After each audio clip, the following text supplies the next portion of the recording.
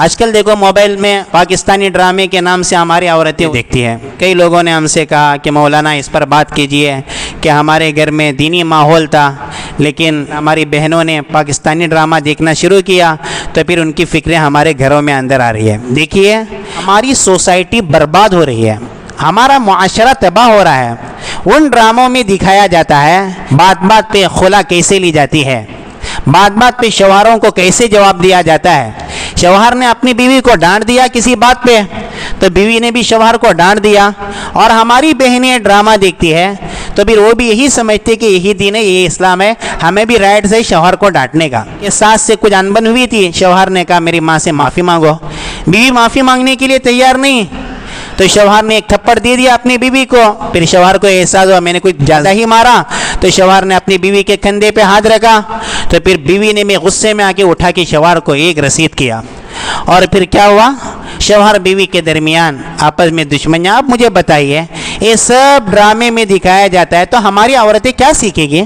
ہماری بہنیں بھی سیکھیں گی کہ شوہر اگر ہاتھ اٹھایا تو بیوی کو بھی ہاتھ اٹھانا چاہیے.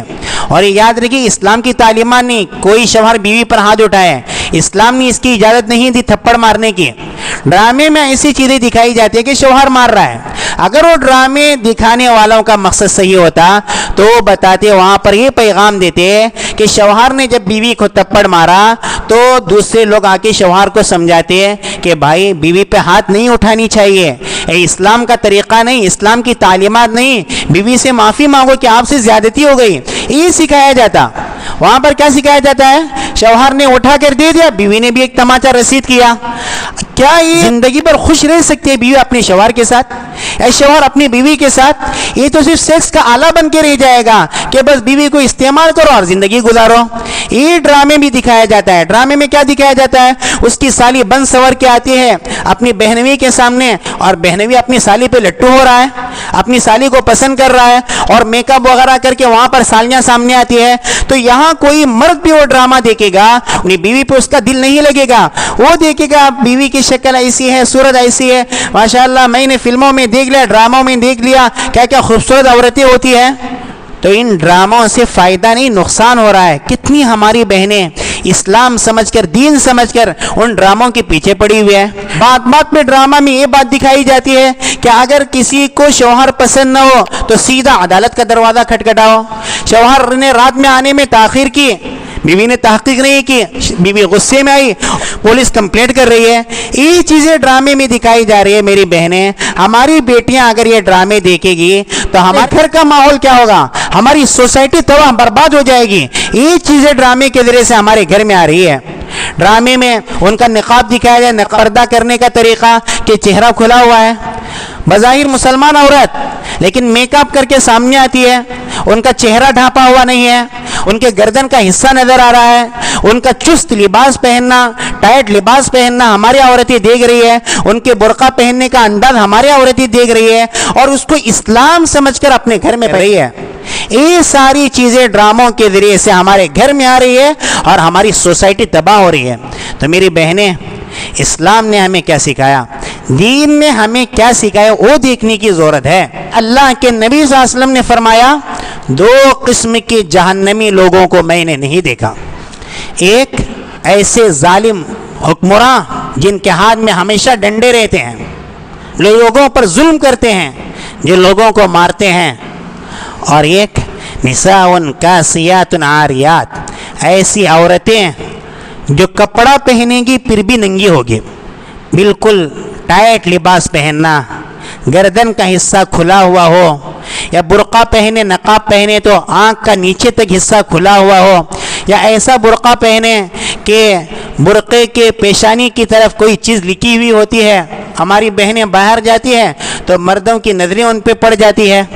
اللہ کے نبی صلی اللہ علیہ وسلم نے فرمایا مائلات ممیلات, وہ عورتیں مردوں کی طرف مائل ہونے والی ہیں اور مردوں کو اپنی طرف مائل کرنے والی ہیں. اور فرمایا ان کے سر پر کاسنیمۃ البخت, بالوں کا جو گچھا ہوگا وہ بختی اونٹنی کی طرح ہوگا. یعنی کپڑا وغیرہ لگا کر اپنے بال کو عجیب طریقے سے اونچا کرنا تاکہ لوگوں کی نظر پڑے، وہ خوبصورت نظر آئی. اللہ کے نبی صلی اللہ علیہ وسلم نے فرمایا یہ عورتیں جنت میں تو جانا دور کی بات، جنت کی خوشبو بھی نہیں پائے گی. تو میری بہنیں، اگر آپ کی شادی ہوئی تو اپنے شوہر کے لیے خوب میک اپ کریں، اچھا سے اچھا آپ نظر آئیں. اپنے بہنوں کے لیے آپ خوبصورت بن سکتی ہے. اپنی امی کے سامنے، اپنے ابا کے سامنے آپ اچھے کپڑے میں پردے کے ساتھ رہ سکتی ہیں. لیکن یہ آپ کے فوٹوز کسی مرد کے موبائل میں پہنچ جائے، آپ کی سہیلی کے موبائل میں پہنچ جائے، آپ کے فرینڈ کے موبائل میں پہنچ جائے، تو پھر نتیجہ یہ ہوگا وہاں سے غلطی سے بھی اگر دوسروں نے دیکھ لیا تو جتنے لوگ دیکھیں گے گنہگار آپ بھی ہوگے. وجہ کیا ہے؟ آپ نے کوئی پوسٹ رکھا اسٹیٹس پر، چاہے اپنی تصویر ہو یا دوسروں کی تصویر ہو، جتنے لوگ اس کو دیکھیں گے ساروں کا گناہ آپ کے سر پر. دنیا میں سب سے پہلا مرڈر ہوا حابیل کا.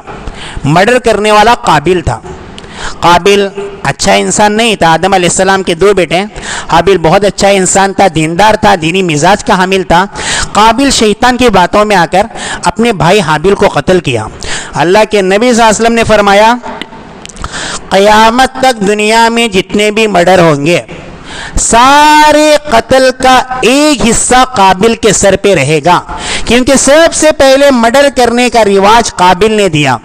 تو اگر ہم نے کوئی پوسٹ کیا موبائل پر، اسٹیٹس پر، کوئی غلط تصویر رکھی، ہم نے میوزک رکھی، ہم نے گانے رکھے، جتنے لوگ ہماری زندگی میں ہمارے مرنے کے بعد اس کو دیکھتے رہیں گے ایک گناہ جاریہ ہوگا.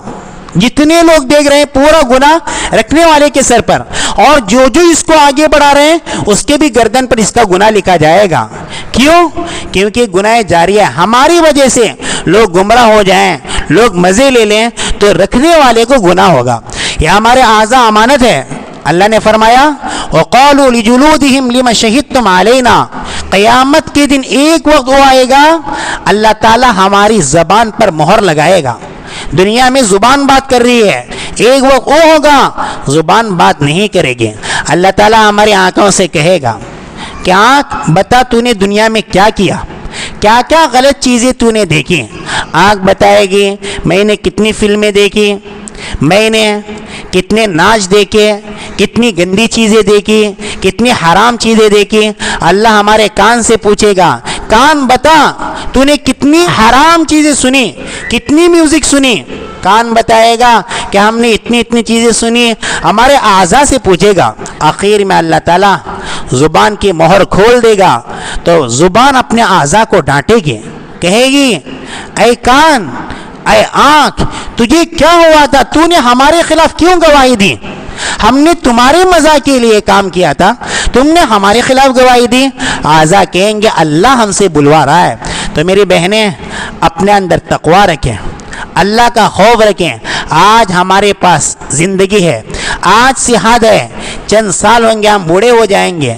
دنیا میں ہم عائش کر رہے ہیں، مزے اڑا رہے ہیں، گانے میوزک کے پیچھے پڑے ہوئے ہیں. پتہ نہیں موت کب آ جائے گی. پھر قبر میں کس کے سامنے ہم کو منہ دکھانا پڑے گا؟